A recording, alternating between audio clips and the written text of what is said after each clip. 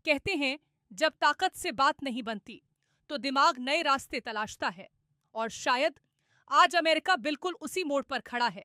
दुनिया की सबसे बड़ी सुपर पावर, जिसके पास दुनिया की सबसे आधुनिक एयरफोर्स, सबसे ताकतवर हथियार और अरबों डॉलर की मिलिट्री पावर है। वही अमेरिका अब ईरान के खिलाफ नई स्ट्रेटजी खोजने में जुट गया है। सवाल ये है, क्या अमेरिका के सारे बड़े बड़े एयर स्ट्राइक्स बेकार साबित हो गए हैं?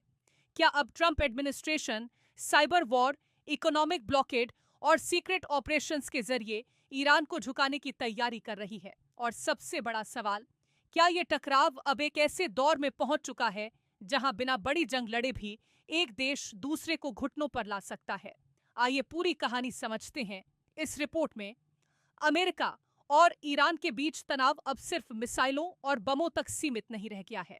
कई हफ्तों तक लगातार एयर स्ट्राइक्स किए गए, बड़े बड़े बम गिराए गए, लेकिन नतीजा वैसा नहीं निकला जैसा वॉशिंगटन चाहता था। अमेरिका की उम्मीद थी कि भारी बमबारी के बाद ईरान पीछे हट जाएगा, लेकिन ऐसा नहीं हुआ।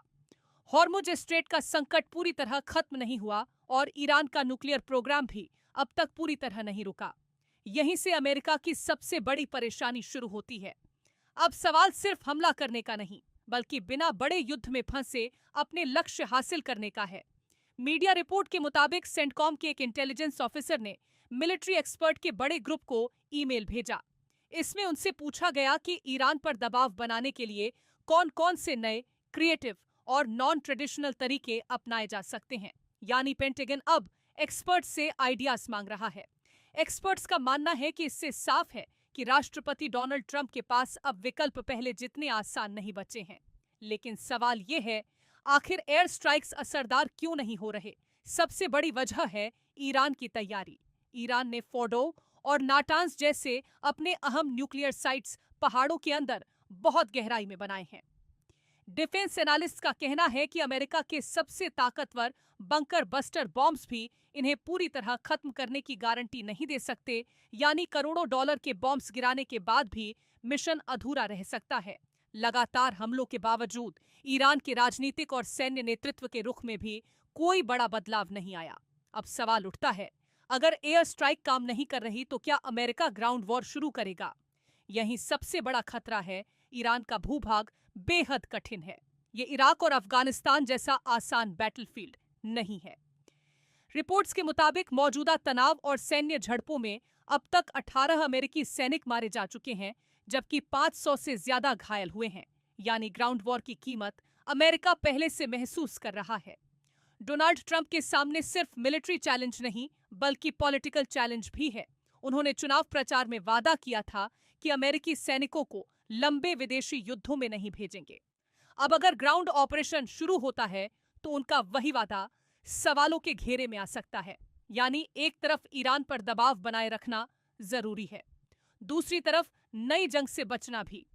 इसीलिए पेंटागन अब नए रास्ते तलाश रहा है। तो आखिर अमेरिका कौन कौन से नए हथियार इस्तेमाल कर सकता है? पहला, साइबर वॉर, यानी बिना मिसाइल चलाए कंप्यूटर नेटवर्क्स के जरिए हमला। अगर किसी देश का water system, power grid, banking network या कम्युनिकेशन सिस्टम ठप हो जाए तो बिना गोली चलाए भी बड़ा नुकसान हो सकता है। दूसरा, इंटरनल प्रेशर। ईरान में महंगाई और आर्थिक संकट पहले से लोगों की नाराजगी बढ़ा चुके हैं। एक्सपर्ट्स का मानना है कि अगर वहां बड़े विरोध प्रदर्शन होते हैं तो सरकार पर अंदर से दबाव बढ़ सकता है। तीसरा, इकोनॉमिक ब्लॉकेड। कई अमेरिकी रणनीतिकार मानते हैं कि अगर ईरान की फंडिंग, ऑयल रेवेन्यू और इंटरनेशनल ट्रेड के रास्ते और सीमित कर दिए जाएं तो उसकी आर्थिक ताकत कमजोर पड़ सकती है। फिलहाल तस्वीर साफ है, अमेरिका के सामने सिर्फ एक दुश्मन नहीं, बल्कि एक ऐसी चुनौती है जिसका मिलिट्री सॉल्यूशन आसान नहीं दिख रहा। एयर स्ट्राइक की अपनी सीमा है, ग्राउंड वॉर का अपना खतरा है। अब देखना होगा, क्या साइबर स्ट्रेटजी, इकोनॉमिक प्रेशर और नई मिलिट्री प्लानिंग अमेरिका को उसकी मंजिल तक पहुंचा पाएगी, या फिर यह टकराव दुनिया को एक और बड़े जियोपॉलिटिकल क्राइसिस की तरफ ले जाएगा।